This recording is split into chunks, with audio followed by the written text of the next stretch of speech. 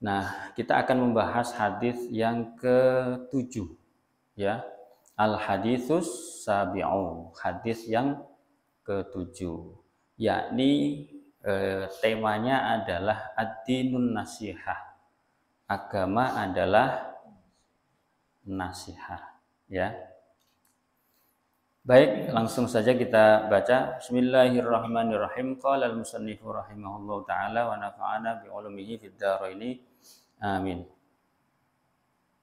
An Abi Ruqayyata Tamim bin Ausin Ad-Dari radhiyallahu anhu. Dari Abu Ruqayyah, yakni Tamim bin Aus Ad-Dari radhiyallahu anhu. Anna Nabiyya sallallahu alaihi wasallam qala, bahwasanya Nabi sallallahu alaihi wasallam bersabda, ad-dinun nasihatu, agama adalah nasihat. Pendek kan? Pendek ya Pak ya? Yang pendek kayak gini gampang dihafalkan sebenarnya. Ya, mestinya itu mudah itu ya. Jadi ini PR ya, PR untuk menghafalkan. Jadi bukan hanya kita mendengarkan pengajian langsung begitu saja lewat itu, tapi kita harapkan itu punya hafalan. Kan pendek aja. Ya, ad-dinun nasihah, agama adalah nasihat. Jadi nasihat maksudnya ya. Ya, jadi Rasulullah itu cuma ngomong kayak gitu. Nah, karena sahabat itu ya di hadapan beliau itu kemudian masih bingung, masih belum paham, maka kemudian mereka bertanya, "Qulna liman ya Rasulullah?" Ya. Kami bertanya, "Liman, bagi siapa ya Rasulullah?" Maka Rasulullah kemudian menjawab, qala, Rasulullah bersabda, lillahi wali kitabihi wali rasulihi wali a'immatil muslimina wa ammatihim. Ya. Jadi nasihat agama yang isinya nasihat ini untuk siapa? Untuk siapa? Kata Rasul. Jawaban Rasul adalah untuk Allah. Ya, untuk kitabnya. Berarti maksudnya apa? Al-Quran. Nasihat ke untuk Al-Quran itu gimana? Nah, ini kalau nggak dijelaskan nggak ngerti. Ya. Kemudian untuk siapa? Yang ketiga, untuk Rasulnya. Berarti untuk Rasulullah Muhammad Sallallahu Alaihi Wasallam. Ya. Kemudian wali a'immatil muslimina. Siapa yang keempat ini? Untuk para imam orang-orang Islam.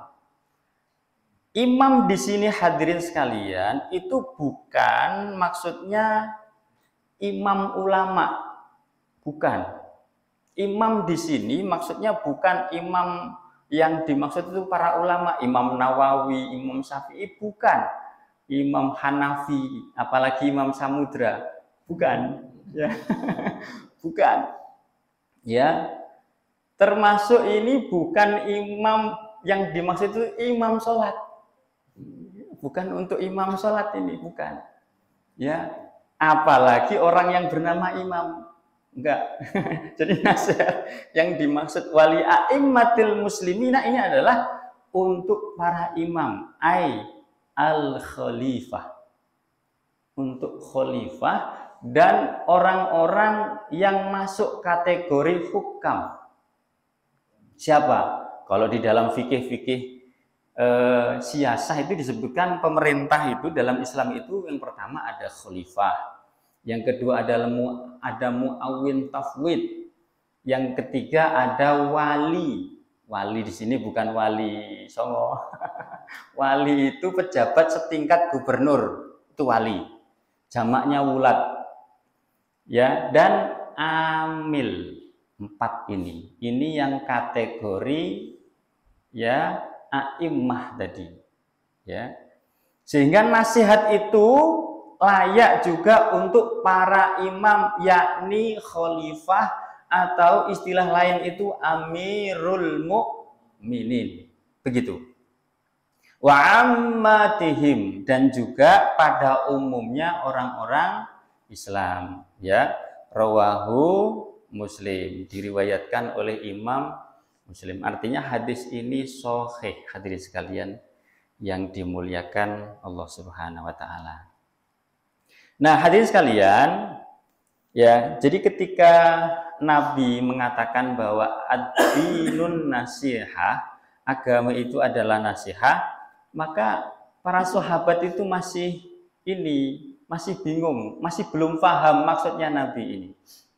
Ya, karena itu para sahabat bertanya, nasihat ini untuk siapa wahai Rasulullah? Ya, karena begini, nasihat, hadirin sekalian, nasihat yang dimaksudkan di dalam kalimat ini, ya, atau nasihat dalam artian menurut orang Arab itu beda dengan nasihat versi kita. Ini pentingnya. Nanti pian membaca ini, banyak aja sebenarnya itu penjelasannya ini. Tetapi yang di luar sana gitu ya, yang di YouTube ya ada juga itu. Tapi di sini begini, yang harus kita pahami, nasihat yang dimaksudkan di dalam hadis ini berbeda dengan nasihat versi kita atau versi bahasa kita. Gitu. Kalau nasihat itu versi bahasa kita itu kan apa Pak ya? Wejangan. Ya. Wejangan, ya, yakni penuturan dengan lisan. Ya, mungkin berupa menegur, ya, mungkin juga berupa meluruskan, ya, orang yang salah gitu. Intinya ucapan yang dimaksudkan untuk amar ma'ruf nahi mungkar itu yang kemudian kita pahami sebagai nasihat, itu bahasa kita. Tetapi menurut orang Arab, ya, sebagai pemilik bahasa ini, ketika Rasulullah mengatakan ad-dinun nasihah, nasihat di situ itu beda dengan apa yang kita pahami atau beda dengan bahasa kita. Gitu. Nasihat menurut orang Arab itu maknanya sangat luas. Makanya karena sangat luas itu para sahabat itu bertanya, gitu. Ya. Sangat luas di sini tidak hanya sekedar akwal. Ya, tidak hanya sekedar perkataan. Ya, tapi juga bisa af'al, bisa juga bahkan itu yang tersembunyi, yaitu berupa doa. Berupa doa. Loh, doa itu bisa maknanya itu nasihat. Karena nanti ada takrifnya, ada maksudnya, apa yang dimaksudkan dengan nasihat menurut para ulama, ya, dalam konteks hadis ini. Sehingga tidak bisa kemudian kita memaknai nasihat yang dimaksud itu sama dengan kita. Karena itu di dalam hadis ini, hadirin sekalian yang dimuliakan Allah, ketika Rasulullah mensabdakan itu, para sahabat kemudian bertanya, itu nasihat untuk siapa ya Rasul? Ya, Nabi kemudian menjawab, nasihat ini untuk Allah, untuk kitabnya, untuk Rasulnya, untuk para imam umat Islam, yaitu para pemimpin umat Islam, dan untuk umat Islam secara umum. Nah, sebenarnya ini hadirin sekalian, sebelum ulun lanjutkan, Rasulullah ketika menuturkan, ya, dengan mengatakan bahwa ad-dinun nasihah tadi itu sebenarnya ketika menjadikan para sahabat itu masih bertanya, ini sebenarnya itu cara Nabi untuk mendidik, ya, cara Nabi untuk menyampaikan hadis, gitu, ya, supaya apa? Supaya para sahabat itu fokus dengan apa yang beliau sampaikan. Kadang-kadang Rasulullah itu ketika mau menyampaikan hadis itu dengan cara bertanya, bukan seperti ini, gitu. Ini kan kalimat umum. Kadang-kadang itu Rasulullah itu bertanya itu. Misalnya Rasulullah dalam sebuah hadis mengatakan, ya, bersabda, atadruna mal muflis. Itu bertanya, apakah kalian tahu siapa itu orang bangkrut? Gitu. Itu kan kemudian para sahabat bertanya, Ya, gitu. Apa maksudnya itu bangkrut Rasulullah? Atau Rasulullah para sahabat itu kemudian menjawab gitu. Di dalam hadis ini ketika Rasulullah bertanya atadruna mal muflis, apakah kalian tahu siapa orang yang bangkrut itu? Maka para sahabat menjawab, orang bangkrut itu adalah orang yang jualan rugi. Nah, itu. Padahal ketika Rasulullah yang diinginkan oleh Rasulullah, orang yang bangkrut, orang yang muflis itu adalah bukan orang dalam konteks jualan. Tetapi orang yang membawa amal di akhirat nanti itu sebesar gunung Uhud, tetapi amalnya itu habis. Kenapa habis? Karena dihabiskan oleh dosa-dosa yang disebabkan oleh dosa muamalah. Nah, itu panjang. Nah, itu cara Rasul supaya apa? Ketika Rasul menyampaikan itu fokus. Ya, kita ini kan kadang-kadang ada orang ngomong, kita diajak ngomong kita nggak fokus itu, fokusnya ke HP. Ya, bahkan dua orang yang betatai itu kadang-kadang nggak bisa interaksi. Karena apa? Fokus sama-sama main HP, ini contohnya. Betatai, berdekatan dengan kawannya, kadang saling berkomunikasi. Ternyata dia komunikasi dengan dunia luar. Gitu. Nah, Rasulullah ketika mengajarkan ya satu pelajaran kadang-kadang dengan bertanya. Atau kadang-kadang Rasulullah itu menyampaikan jumlah. Ya, misalnya dalam hadis Rasulullah mengatakan igtanim khamsan qabla khamsin. Ya, manfaatkan 5 sebelum datangnya 5. Itu kan yang terkenal itu. Igtanim khamsan qabla khamsin. Ada yang namanya khamsin. Nah, itu juga begitu. Itu cara Nabi supaya apa? Hadirin sekalian, supaya para sahabat itu fokus. Dan hadirin sekalian, dalam konteks ini kalimah ya, bukan kalimah ya, jumlah ya. Kalimah itu kan kata kalau bahasa Arab ya. Jumlah maksudnya kalimat ad-dinun nasihah ini termasuk dikatakan oleh para ulama itu adalah jami'ul kalam atau jawami'ul kalam. Kata-kata yang sedikit tapi maknanya luas. Kata-kata yang singkat tetapi maknanya luas. Dan ini hadirin sekalian adalah keistimewaan yang diberikan oleh Allah kepada Rasulullah. Ya, khusus di antara keistimewaan yang diberikan oleh Allah kepada Rasulullah adalah Rasulullah mampu menyampaikan ungkapan yang singkat tapi isinya mendalam.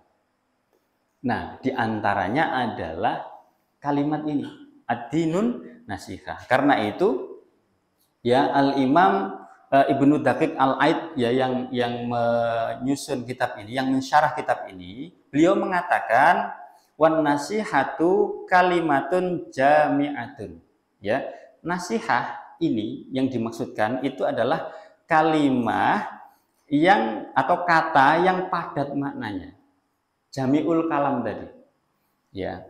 Kemudian beliau katakan maknaha iradatu jumlatin khairin khiyazatun lihadzil mansuhi lahu. Nah, ini maknanya. Ya, makna dari nasihat itu apa? Beliau katakan ya, maknanya adalah menginginkan sejumlah kebaikan untuk orang yang dinasihati. Menginginkan sejumlah kebaikan untuk orang yang dinasihati. Sehingga nanti kalau kita kaitkan dengan maksudnya nasihat untuk Allah itu nyambung. Sampai di sini bisa dipahami dulu. Ya. Jadi nasihat menurut orang Arab itu beda. Sekali lagi beda dengan apa yang kita pahami. Lebih luas. Bedanya itu lebih luas. Kalau kita ini kan yang namanya nasihat itu sekedar wejangan. Atau banyak orang itu namanya mauidhah hasanah kan gitu. Padahal yang terjadi bukan hasanah itu. Yang terjadi banyak yang joget-joget. Ya loh. Ya, mudah-mudahan tidak terjadi di sini.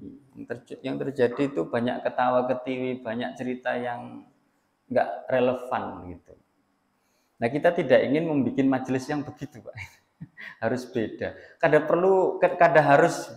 Kadang harus banyak jumlahnya, tetapi kita betul-betul mengkaji ilmu, sehingga ilmu itu nanti membekas untuk kita. Yang penting nggak ngantuk, ya kan?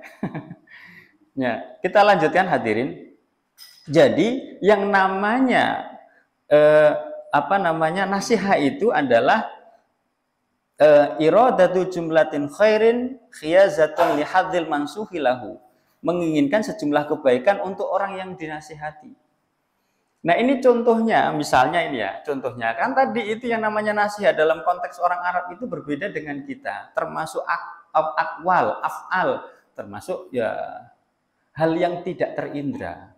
Ya, misalnya nggak terindra itu doa. Karena setiap keinginan untuk orang lain agar baik. Contoh begini, Pak siapa? Lawas kada kelihatan Pak.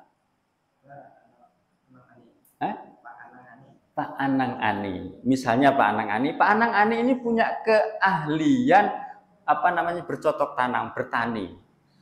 Misalnya kada beisi lahan. Ternyata Pak Haji Dani itu punya lahan dan kada kawa menggarapnya.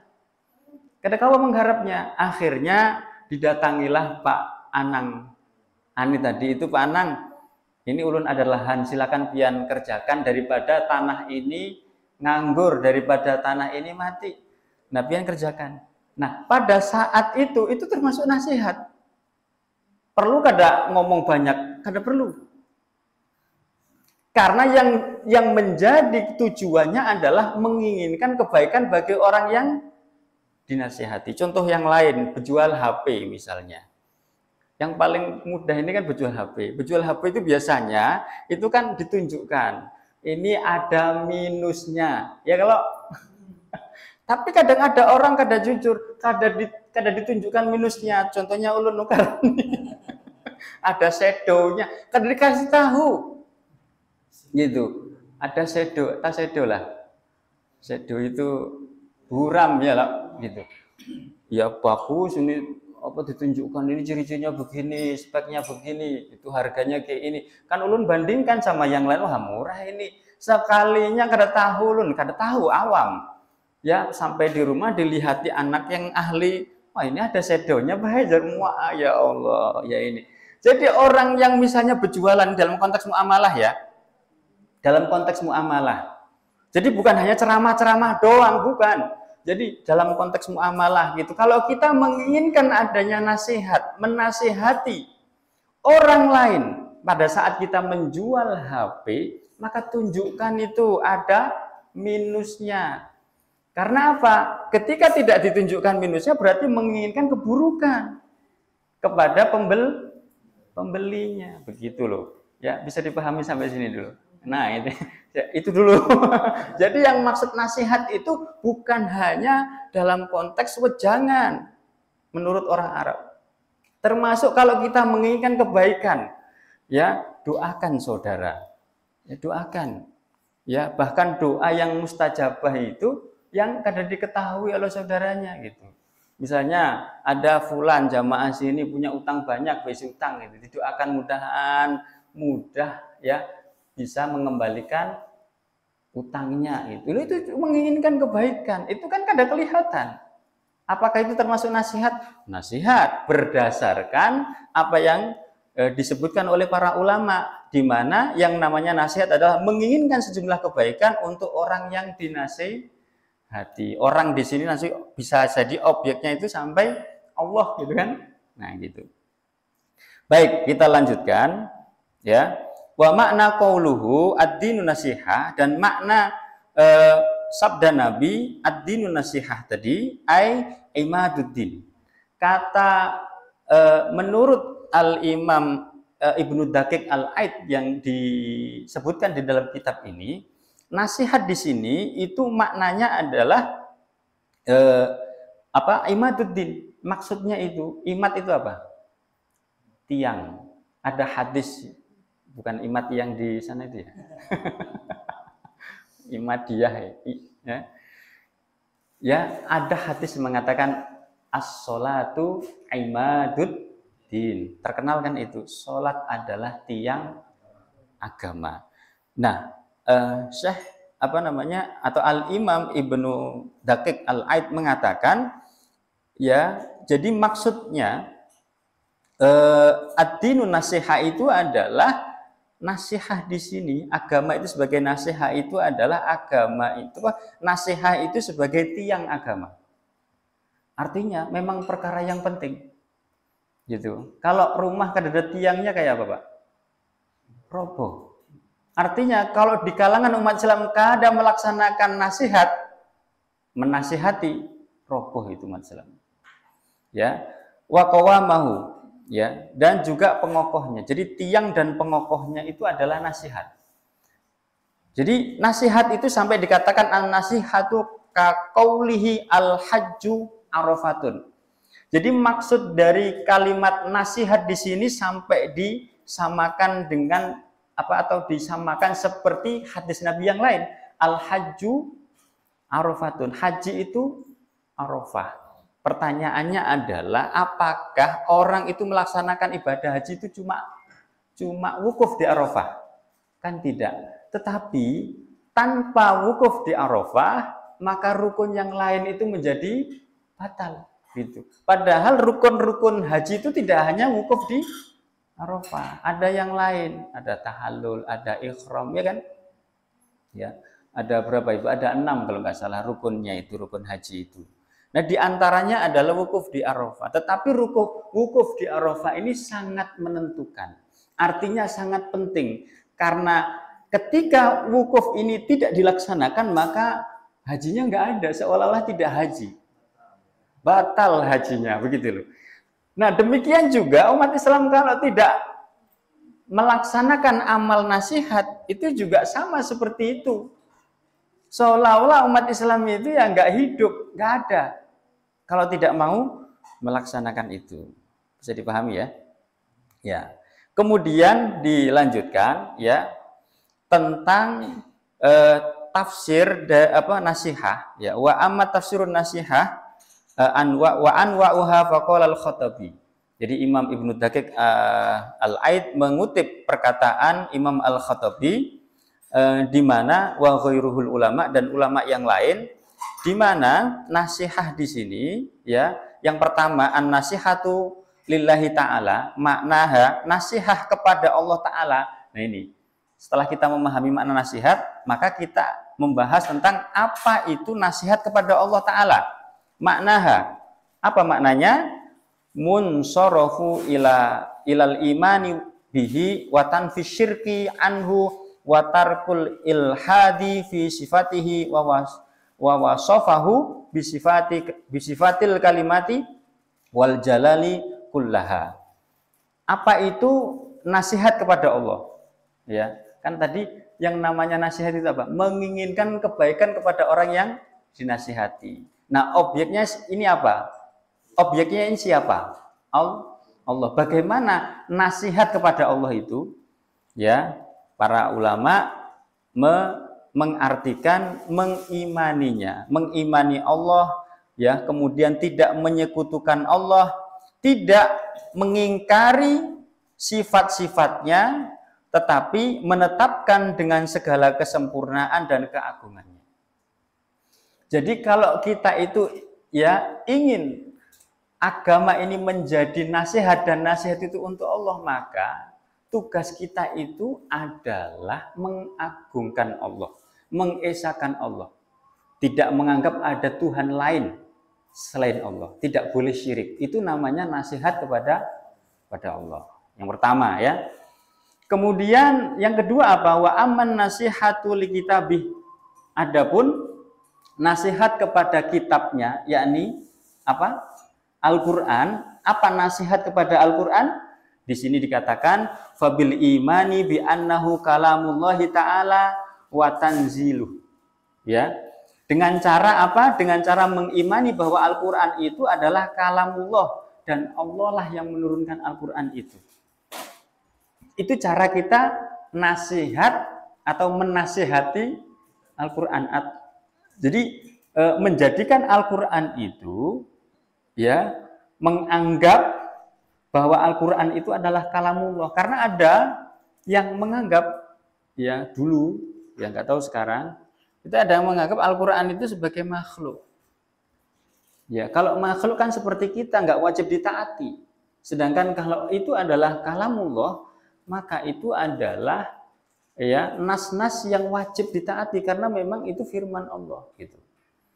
Ya. Dan Allah yang menurunkan itu. La yushabbuhu syai'un min kalamin nas. Tidak ada perkataan manusia yang mampu menyerupainya. Jadi tidak ada. Jadi kalau kita mau bernasihat kepada Al-Qur'an, maksudnya itu adalah itu, menganggap Al-Qur'an kalamullah, bahwa Al-Qur'an itu diturunkan oleh Allah, dan tidak ada manusia satupun di dunia ini yang mampu untuk membuat semisal dengan Al-Quran. Dan itu sudah qat'i ya, ada penjelasannya. Nanti ada sesi tersendiri kayaknya soal ini ya. Wa yaqduru ala mithlihi ahadun minal khalqi, dan tidak ada seorang pun yang mampu membuatnya ya, sama seperti yang itu. Itu adalah nasihat ya, di sini dikatakan wali kita bihi. Kemudian wa amman nasihatu li rasulih, adapun nasihat kepada Rasul sallallahu alaihi wasallam, apa itu? Fatasdiquhu 'alar risalati. Fatasdiquhu 'alar risalah, ya, membenarkan risalahnya. Membenarkan risalahnya. Jadi apa yang dibawa oleh Rasul semuanya dibenarkan. Tidak boleh ada yang ditolak. Tidak boleh hanya cukup Al-Quran saja dalil saya. Saya tidak pakai hadis misalnya. Dengan berbagai macam alasan. Mungkin karena yang meriwayatkan yang banyak meriwayatkan kan Abu Hurairah, sedang Abu Hurairah itu cuma 3 tahun bersama Rasul. Mana mungkin orang yang 3 tahun bersama Rasul bisa meriwayatkan banyak hadis misalnya. Akhirnya ragu, nggak bisa. Jadi risalah yang dibawa oleh Rasulullah itu dibenarkan. Jadi ketika kita itu bersyahadat, hadirin sekalian yang dimuliakan Allah, asyhadu alla ilaha illallah wa asyhadu anna Muhammadan Rasulullah, berarti meniscayakan ya percaya Al-Quran, ya percaya hadis. Ya, dua-duanya dipakai. Begitu. Ya, termasuk ya risalah itu sebenarnya ya di antara bagiannya ya Al-Quran itu sendiri. Begitu. Kemudian wal imanu bijami'i ma ja'a bihi, dan mengimani seluruh ajaran yang dibawa oleh beliau. Tidak ada yang ditolak, tidak pilih-pilih. Tidak seperti makanan prasmanan yang nyaman dikerjakan, yang kada nyaman ditinggalkan. Ya. Yang nyaman itu kan ya seputar kewajiban individu. Yang berat itu apa? Ya diantaranya adalah amar ma'ruf nahi mungkar, itu kan berat itu. Apalagi sudahlah tidak mau melaksanakan amar ma'ruf nahi mungkar, malah ikut-ikutan misalnya itu menolak ajaran Islam gitu. Ada nggak orang seperti itu? Ada. Sekarang tangkap KPK orang seperti itu ya. Gitu. Orang-orang yang menolak ajaran Islam, kata dia, khilafah itu membahayakan negara kita gitu. Ini akan memecah belah bangsa loh. Itu loh bagian dari ajaran Islam. Menolak ajaran Islam, menolak risalah Nabi, menolak apa yang dibawa oleh Nabi. Dan ini berbahaya. Begitu. Bukan termasuk nasihat untuk Rasul. Begitu. Ya, wa ta'atuhu fi amrihi wa nahi, ya. Taat pada perintah dan juga larangannya. Itu adalah nasihat li rasuli. Kemudian wa amman nasihatu li a'immatil muslimin, adapun nasihat untuk para imam kaum muslimin, ya. Para imam tadi siapa? Penguasa. Maka di sini dikatakan famu'awanatuhum 'alal haqqi, ya, menolong mereka di atas kebenaran. Ya. Jadi kalau kita hadirin sekalian ingin dikatakan sebagai orang yang disebutkan dalam hadis ini nasihat, ya, memberi nasihat kepada para penguasa, maka kita itu mestinya itu adalah menjadi orang yang menolong mereka ya dalam rangka untuk berjalan di atas kebenaran. Artinya kalau ada penguasa yang berjalan di atas kezaliman, ya jangan ditolong. Jangan ditolong. Karena apa? Menolongnya itu bukan termasuk alal birri wat taqwa. Menyelisihi perintah Nabi dalam konteks ini, begitu. Ya, wa ta'atuhum wa amruhum bihi wa tanbihihim wa tadhkirihim bi rifqin wa lutfin. Ya, kemudian menyuruh mereka mentaati mereka dan menyuruh mereka pada kebenaran dan juga menegur mereka, ya, termasuk juga mengingatkan mereka dengan cara lemah lembut di sini disebutkan begitu. Ya, menegur mereka. Ya. Jadi ketika ingin dikatakan sebagai orang yang menasihati penguasa, mestinya itu tidak membiarkan. Tidak hanya sekedar ya bukan ini porsi kita gitu. Enggak boleh. Ya. Dan itu mestinya hadirin sekalian itu ya ada aktivitas yang dilakukan oleh umat ini. Ya, menasihati penguasa. Ya, apalagi penguasa yang memerintah umat Islam, ya harus dinasihati. Ketika mereka salah, ya harus diluruskan. Ya, begitu. Dan mestinya ini adalah menjadi tugas penguasa. Ya, menjadi tugas penguasa, menjadi tugas para ulama, menjadi tugas para ulama. Karena hadirin sekalian, ulama ini adalah sirajul ummah. Ulama ini adalah lentera bagi umat ini yang menerangi umat dalam kegelapan. Kalau misalnya tidak dilakukan, ya, ketika ada penguasa melakukan kezaliman dibiarkan begitu saja, berarti kan setuju. Ya. Makanya Imam Al-Ghazali di dalam kitabnya pernah mengatakan begini, rusaknya rakyat itu adalah disebabkan oleh rusaknya penguasa, dan rusaknya penguasa disebabkan oleh rusaknya para ulama. Ini hadirin sekalian, kalau kita memakai mafhum mukhalafah, makna terbalik dari ungkapan Imam Al-Ghazali ini, berarti apa? Berarti ulama itu kalau lurus, ya, maka semua itu menjadi baik. Ya enggak? Kan rusaknya rakyat disebabkan oleh rusaknya penguasa. Jangan loncat. Rusaknya penguasa disebabkan oleh rusaknya ulama. Nanti rusaknya ulama disebabkan oleh apa? Kecintaan kepada kehormatan dan kecintaan kepada harta. Nanti ada terusannya itu.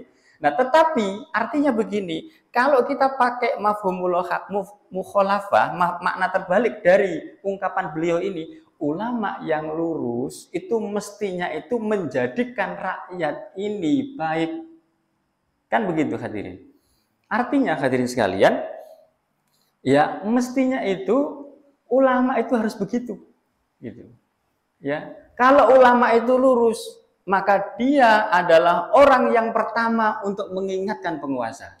Dia tidak mungkin hanya leha-leha. Dia tidak mungkin orang yang santai begitu saja ketika melihat kemungkaran yang ada di depan dia. Wong dia hafal kok, man ra'a minkum mungkaron falyughayyirhu biyadihi fa illam yastati fa bilisanihi fa illam yastati fa biqalbihi wa dzalika al-aful iman. Dia tahu, wah berarti tugasku ini yang kedua lisannya harus ngomong. Dan ini adalah perkara yang biasa, bukan perkara yang tabu di dalam Islam hadirin sekalian. Tidak ada hadis secara khusus ya ketika menasihati penguasa juga harus diam-diam, harus empat mata, harus di WA. Enggak ada dalil yang khusus tentang itu. Yang ada justru contoh-contohnya itu terang benderang. Imam misalnya Khalifah Umar bin Al-Khattab itu kan langsung ditegur oleh seorang wanita ketika Sayyidina Umar pada saat memerintah menjadi khalifah kedua pengganti Sayyidina Abu Bakar, beliau menetapkan mahar. Ada seorang wanita protes demo, nggak bisa gitu. Akhirnya apa? Sayyidina Umar mengatakan, wanita ini yang benar, Umar yang salah. Ini bukan kok sembunyi-sembunyi, langsung ditegur. Ya, terang benderang, ya, gitu di depan umum gitu. Demikian juga misalnya sahabat Nabi yang bernama Ubadah bin Somit itu misalnya pernah menasihati Muawiyah dalam kasus riba fadl. Ya. Kemudian ada riwayat Abu Sa'id Al-Khudri radhiyallahu an pernah mengoreksi Marwan bin Al-Hakam pada saat dia menjadi wali di Madinah. Pada saat itu kasusnya adalah kasus sholat Id. Itu juga langsung terang-terangan di depan Marwan. Termasuk dalam hal ini adalah cerita yang terkenal Sa'id bin Jubair ketika dia itu menjadi rakyat di mana wali Mekah waktu itu adalah seorang Hajjaj bin Yusuf. Hajjaj bin Yusuf ini ya dia punya banyak prestasi tapi dia juga jahat. Ya. Saking jahatnya setiap ulama yang berbeda pandangan dengan dia langsung disikat, langsung dieksekusi dan cara mengeksekusinya itu sadis hadirin sekalian. Ya, kita tidak menafikan jasa dia, yaitu banyak memimpin pasukan untuk melakukan futuhat-futuhat di daerah-daerah baru zaman itu. Tetapi dia mempunyai kesalahan besar ketika dia mengeksekusi seorang ulama besar namanya Sa'id bin Jubair dengan cara disembelih. Masya Allah, na'udzubillah min dzalik. Sampai hadirin sekalian, ya meninggalnya itu susah. Meninggalnya itu susah, seperti seolah-olah nyawanya itu dicabut dikembalikan lagi, dicabut dikembalikan lagi gitu. Sampai-sampai 40 kali terjadi kejadian seperti itu dan itu diceritakan oleh seorang tabi'in namanya Hasan Al-Basri. Hasan Al-Basri mimpi ketemu dengan Hajjaj bin Yusuf, bagaimana siksaan Allah kepada dia pada saat dia berani mengeksekusi seorang ulama yang terkenal, Sa'id bin Jubair pada saat itu. Ya, hati-hati, jar Haji Dhani. Daging ulama itu beracun gitu. Lah ini ada contohnya.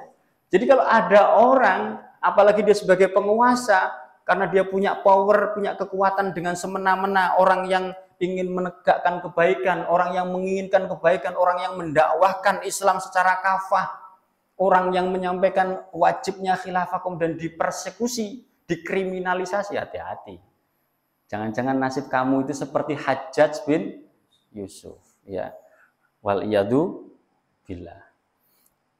Nah, kemudian hadirin sekalian yang terakhir, ya.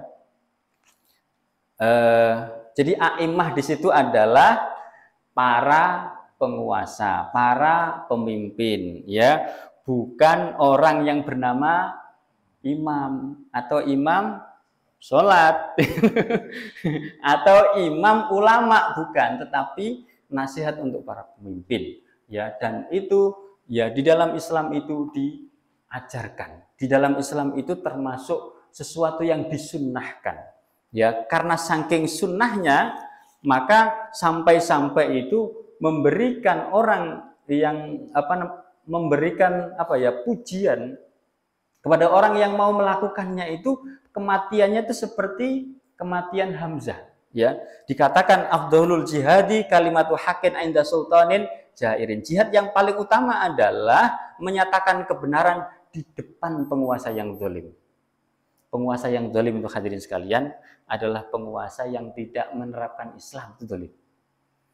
Nah, kalau misalnya ada orang yang seperti itu berani melakukan meskipun dia tidak mengangkat pedang, ya, tapi cuma mengangkat toa gitu misalnya itu, atau bikin status di sosial media misalnya, dan ternyata dia kemudian itu dipermasalahkan, maka insya Allah kedudukannya itu sama seperti orang yang sedang berjihad, bahkan afdhalul jihad. Ya, bahkan dikatakan dalam hadis yang lain, Sayyidus Syuhada'i Hamzah bin Abdul Muthalib, penghulu dari para orang-orang yang mati syahid itu adalah Hamzah bin Abdul Muthalib. Wa rajulun qoma ila imamin jairin fa amarahu wa nahahu faqatalahu. Ya, hadis riwayat Al-Hakim.